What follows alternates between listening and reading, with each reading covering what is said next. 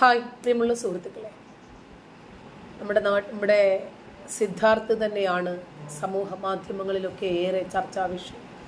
പലരുടെയും ഭാഗത്ത് നിന്ന് കാണുന്ന മൗനമുണ്ടല്ലോ, നമ്മൾ ആ മൗനത്തെ ഭയക്കണം.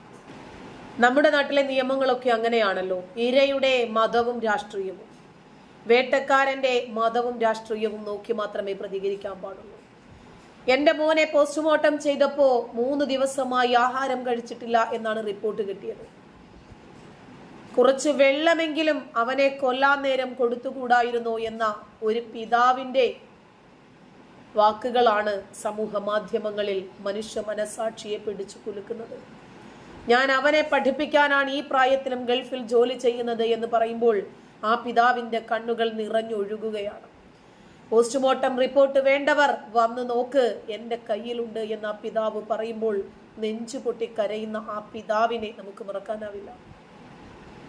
ഇന്നലെ ഏഷ്യാനെറ്റ് ന്യൂസ് ചാനലില് വിനു വി ജോൺ നയിച്ച ചർച്ചയിൽ പങ്കെടുത്ത് പൂക്കോട് വെറ്റിനറി യൂണിവേഴ്സിറ്റിയില് മരണപ്പെട്ട സിദ്ധാർത്ഥിന്റെ പിതാവ് നെഞ്ചു പൊട്ടുന്ന വേദനയിൽ പറഞ്ഞ വാക്കുകളാണിത്.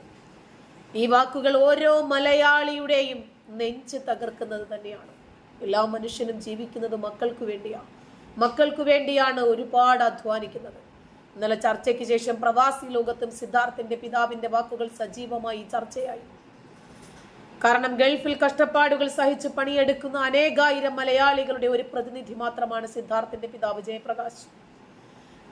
അതുകൊണ്ട് ആ പിതാവിന്റെ വേദന പ്രവാസി മലയാളികളുടെയും നെഞ്ചു പൊള്ളിക്കും. പ്രവാസി ഗ്രൂപ്പുകളിലെല്ലാം തന്നെ ജയപ്രകാശിന്റെ വാക്കുകൾ ചർച്ചയായി. ഇതോടെ പ്രവാസ ലോകത്തും സിദ്ധാർത്ഥിന്റെ മരണം ചർച്ചയാകുകയാണ്. മകന്റെ മരണം ആത്മഹത്യയല്ല, കൊലപാതകമാണെന്ന് ജയപ്രകാശ് ആവർത്തിച്ച് പറയുമ്പോൾ തന്റെ മകൻ ആത്മഹത്യ ചെയ്യില്ല എന്ന ഉറപ്പ് തന്നെയാണ് ആ പിതാവിനുള്ളത്. സിൻജോയും ഡാനിഷും അക്ഷയും കൂട്ടുകാരും ചേർന്ന് കൊന്ന് കെട്ടിത്തൂക്കിയതാണെന്നും അദ്ദേഹം ആരോപിച്ചു. സിദ്ധാർത്ഥിന്റെ സുഹൃത്തുക്കൾ സത്യം പറഞ്ഞുവെന്നും അദ്ദേഹം കൂട്ടിച്ചേർത്തു. സിൻജോയും സുഹൃത്തുക്കളും ചേർന്ന് സിദ്ധാർത്ഥിനെ തൂക്കി കൊലപ്പെടുത്തിയെന്ന് സുഹൃത്തുക്കൾ വെളിപ്പെടുത്തിയെന്നും ജയപ്രകാശ് പറഞ്ഞു. പ്രതികൾ വെറും പ്രവർത്തകരല്ല, SFI നേതാക്കളാണ്.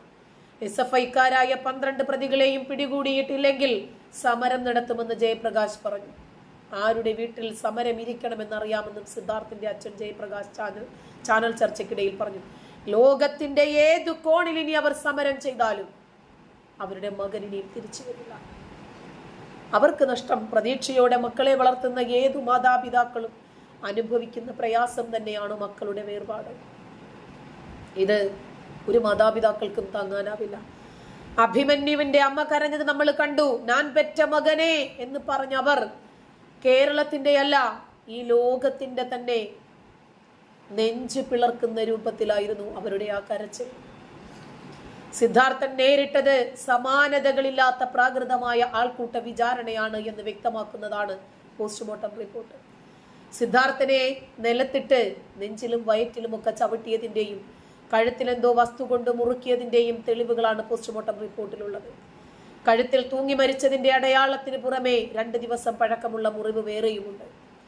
ഇലക്ട്രിക് വയറുകൊണ്ട് കോളേജ് യൂണിയൻ പ്രസിഡന്റിന്റെ നേതൃത്വത്തിലുള്ള സംഘം മർദ്ദിച്ചു എന്ന് സഹപാഠികൾ മൊഴി നൽകിയിരുന്നു. ഇലക്ട്രിക് വയറുകൊണ്ട് കഴുത്തിന് മുറുക്കിയത് കൊണ്ടാവാം മുറിവ് പറ്റിയതെന്ന് സംശയിക്കുന്നു. വിദ്യാർത്ഥിയുടെ വയറ്, നെഞ്ച് എന്നിവിടങ്ങളിൽ കാൽപ്പാടുകളും കാലിന്റെ തള്ളവിരൽ പതിഞ്ഞതായി പോസ്റ്റ്മോർട്ടം റിപ്പോർട്ടിൽ വ്യക്തമാണ്. പഹയന്മാരെ, നിങ്ങൾക്കുമില്ലേ ഇതുപോലെ ഒരു മനസ്സും ശരീരവും ഒക്കെ? കുടലിനും പരിക്ക് പറ്റിയിട്ടുണ്ട് എന്നാണ് ബന്ധുക്കൾ പറയുന്നത്. ഇലക്ട്രിക് വയറിന് പുറമെ ബെൽറ്റ് കൊണ്ടും മർദ്ദിച്ചിട്ടുണ്ട്. ബെൽറ്റിന്റെ ബക്കിൾ കൊണ്ട പാടുകളാണ് ശരീരത്തിന്റെ പല ഭാഗങ്ങളിലുമുള്ളത്. കസേരയിൽ ഇരുത്തിയോ മറ്റോ മർദ്ദിച്ച ശേഷം പുറകിലേക്ക് തള്ളിയിട്ട് നിലത്തിട്ട് ചവിട്ടിയതാകാനുള്ള സാധ്യതകളുണ്ട് എന്ന് ഫോറൻസിക് വിദഗ്ധർ പറയുന്നു.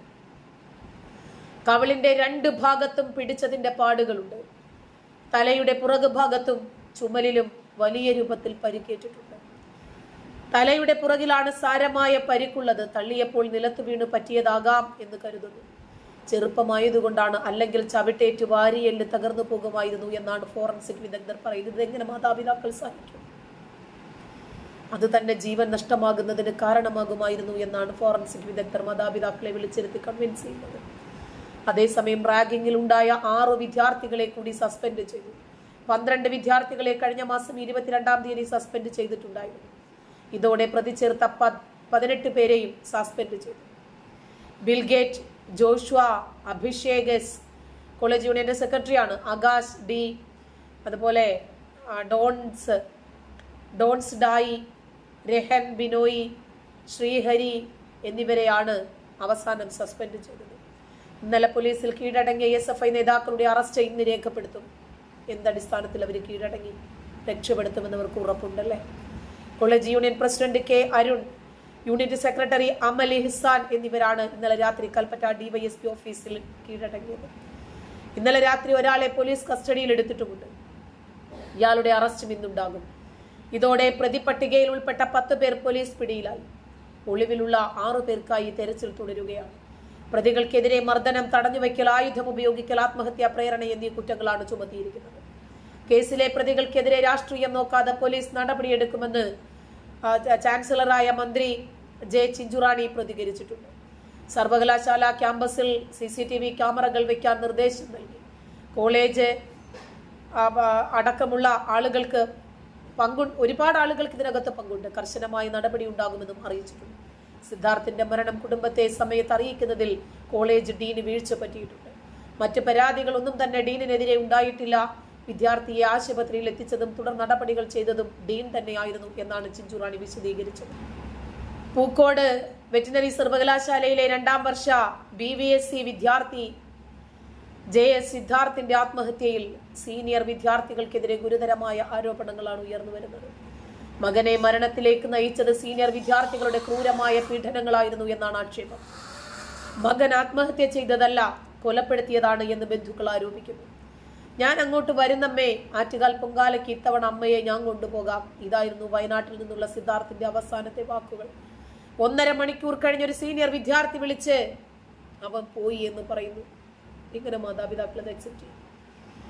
അവനങ്ങനെ ചെയ്യില്ല. ഞങ്ങളുടെ പൊന്നുമോനെ അവരെല്ലാം ചേർന്ന് അടിച്ചു കൊന്ന് കെട്ടിത്തൂക്കിയതാണ്. അവൻ കൊല്ലപ്പെടുന്നതിന് 2 മണിക്കൂർ മുമ്പ് ഫോണിൽ സംസാരിച്ചതാണ്. അവന്റെ സംസാരത്തിൽ ഇങ്ങനെ ഒരു കടും കൈ ചെയ്യാൻ പോകുന്നതിന്റെ ഒരു സൂചനയും ഇല്ലായിരുന്നു എന്ന് മാതാപിതാക്കൾ പറയുന്നു. 18-ാം തീയതി ഹോസ്റ്റലില് ഡോർമെട്രിയില് കുളിമുറിയിൽ തൂങ്ങി മരിച്ച നിലയിൽ കണ്ടെത്തിയ സിദ്ധാർത്ഥിന്റെ സഹപാഠികളുടെയും അധ്യാപകരുടെയും പോലീസിന്റെയും നാട്ടുകാരുടെയും വാക്കുകൾ ചേർത്ത് വായിക്കുമ്പോൾ അത് കൊലപാതകമാണ് എന്ന് ഉറച്ച വിശ്വാസത്തിലാണ് അച്ഛൻ ജയപ്രകാശും അമ്മ BR ഷീബയും ബന്ധുക്കളും. 14-ാം തീയതി വാലന്റൈൻസ് ഡേയുമായി ബന്ധപ്പെട്ട് നടന്ന പരിപാടിയിൽ സീനിയർ വിദ്യാർത്ഥികൾക്കൊപ്പം സിദ്ധാർത്ഥ നൃത്തം ചെയ്തതിന്റെ പേരിൽ മർദ്ദിച്ചു. 100ഓളം വിദ്യാർത്ഥികൾ നോക്കി നിൽക്കെ വിവസ്ത്രനാക്കി അടിച്ചു. 150 എന്ന് പറയപ്പെടുന്നു. ബെൽറ്റ് കൊണ്ട് പലവട്ടം അടിച്ചു. 3 ദിവസം ഭക്ഷണമോ വെള്ളമോ നൽകിയില്ല.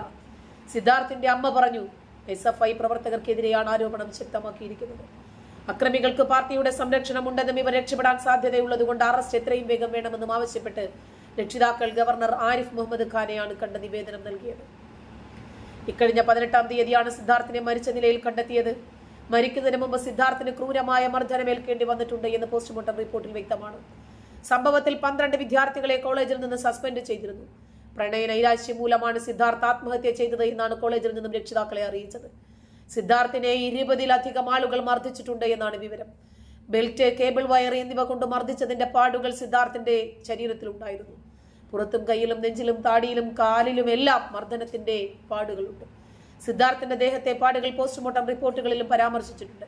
15-ാം തീയതി വീട്ടിലേക്ക് പോകാനായി എറണാകുളം വരെ എത്തിയ സിദ്ധാർത്ഥിനെ സഹപാഠികളിൽ ചിലർ ഹോസ്റ്റലിലേക്ക് തിരികെ വിളിപ്പിച്ചിരുന്നു എന്ന് രക്ഷിതാക്കൾ ആരോപിക്കുന്നു. ഹോസ്റ്റലിൽ വെച്ച് ക്രൂരമായി 3 ദിവസം മർദ്ദിച്ചെന്നും ഭക്ഷണവും വെള്ളവും നൽകിയില്ലെന്നും ബന്ധുക്കൾ പറയുകയാണ്. സിദ്ധാർത്ഥിനെ മർദ്ദിക്കുന്ന വിവരം സഹപാഠികൾ പുറത്തു പറയാതെ മറച്ചുവെച്ചു എന്ന ഗുരുതരമായ ആരോപണം മാതാപിതാക്കൾ ഉന്നയിച്ചിട്ടുണ്ട്. ആ 180 വാഴകളുണ്ടല്ലോ, പ്രതികരണ ശേഷിയില്ലാത്ത, അവർ പഠിച്ച് ആരാകാനാ? അവർ പഠിച്ച് എവിടെ എത്താനാ? സമൂഹത്തിന്, രാജ്യത്തിന് എന്ത് സേവനം നൽകാനാ? തൂങ്ങി മരണമാണ് എന്ന് പോസ്റ്റ്മോർട്ടം റിപ്പോർട്ടിൽ പറയുന്നുണ്ടെങ്കിലും 3 ദിവസത്തോളം പഴക്കമുള്ള മർദ്ദനത്തിന്റെ പാടുകൾ ശരീരത്തിൽ ഉണ്ട് എന്ന് റിപ്പോർട്ടിൽ പറയുന്നുണ്ട്. ഈ സാഹചര്യത്തിലാണ് മരണത്തിൽ ദുരൂഹതയുണ്ട് എന്ന് രക്ഷിതാക്കൾ ആരോപിക്കുന്നത്. മാത്രമല്ല, സീനിയർ വിദ്യാർത്ഥികൾ സിദ്ധാർത്ഥിനെ മർദ്ദിച്ചു എന്ന് ചില വിദ്യാർത്ഥികൾ ബന്ധുക്കളോട് പറഞ്ഞപ്പോൾ മരണത്തിൽ അസ്വാഭാവികതയില്ല എന്നാണ് കോളേജ് അധികൃതർ ആദ്യം നിലപാടെടുത്തത്. ഇതെല്ലാം സംശയത്തിനാക്കം കൂട്ടുന്നതാണ് എന്ന് മാതാപിതാക്കൾ പറയുന്നു. മകൻ ആത്മഹത്യ ചെയ്യില്ല എന്ന് ഉറപ്പിച്ച് പറയുകയാണ് സിദ്ധാർത്ഥിന്റെ രക്ഷിതാക്കൾ. മകൻ മരിച്ച വിവരം കോളേജിൽ നിന്ന് ഔദ്യോഗികമായി വിളിച്ചു പറഞ്ഞിരുന്നില്ലെന്നും അവിടെ തന്നെ PGക്ക് പഠിക്കുന്ന മറ്റൊരു ബന്ധുവാണ് ഇക്കാര്യം അറിയിച്ചതെന്നും സിദ്ധാർത്ഥന്റെ ബന്ധുക്കൾ പറയുന്നു. മാത്രമല്ല, സിദ്ധാർത്ഥന്റെ മരണത്തിന് ശേഷം കോളേജിലെ ചില വിദ്യാർത്ഥികൾ പറയുന്നത് ഇതൊരു കൊലപാതകമാണ് എന്ന് തന്നെയാണ്. സിദ്ധാർത്ഥിനെ സീനിയറായിട്ടുള്ള വിദ്യാർത്ഥികളും അതേ ബാച്ചിലുള്ള വിദ്യാർത്ഥികളും ക്രൂരമായി മർദ്ദിച്ചു കൊന്നതാണ് എന്ന് സഹപാഠികൾ പറയുന്നു. ഫെബ്രുവരി 16-ാം തീയതി മുതൽ തന്നെ കോളേജിന് സമീപമുള്ള ഉയർന്ന പാറയുടെ മുകളിൽ വെച്ചും കോളേജിന്റെ വാട്ടർ ടാങ്കിന് അടുത്ത് വെച്ചുമൊക്കെ പല ദിവസങ്ങളിലായി വിദ്യാർത്ഥികൾ മർദ്ദിച്ചു. മാത്രമല്ല 150ഓളം വരുന്ന വിദ്യാർത്ഥികളുടെ മുന്നിൽ വെച്ച് പരസ്യ വിചാരണ നടത്തിയതായും ബന്ധുക്കൾ പറഞ്ഞു. പ്രണയദിനത്തിൽ നടന്ന പരിപാടിക്കിടെയുണ്ടായ സംഭവത്തിന്റെ പേരിലാണ് മർദ്ദനമെന്നാണ് സൂചന. സിദ്ധാർത്ഥിനെ മർദ്ദിച്ച് അവശനാക്കിയത് പോരാഞ്ഞ് പെൺകുട്ടിയോട് അപമര്യാദയായി പെരുമാറിയെന്ന് വാട്സപ്പ് വഴി പ്രചരിപ്പിക്കുകയും ചെയ്തു. മരിച്ച നിലയിൽ കാണപ്പെട്ട ദിവസം പകലും സിദ്ധാർത്ഥിനെ 13 പേർ മർദ്ദിച്ചിരുന്നു എന്നാണ് വിവരം. ഇതിനുശേഷമാണ് ശുചിമുറിയിൽ തൂങ്ങി മരിച്ച നിലയിൽ കണ്ടെത്തിയത്. എന്തു പറയും? മാതാപിതാക്കൾക്ക് നഷ്ടം. ഈ കൊലയാളികളെ സഹായിക്കാൻ, അവരെ ജാമ്യത്തിലെടുക്കാൻ, അവർക്ക് വേണ്ടി വാദിക്കാൻ, അവരുടെ ഭാവിക്ക് വേണ്ടി കരുതലുമായി അവരുടെ ഭാവിയെക്കുറിച്ച് ആകുലപ്പെട്ട് ഒരുപാട് പേർ വരുന്നത് നമുക്ക് താമസിയാതെ തന്നെ കാണാം. നന്ദി.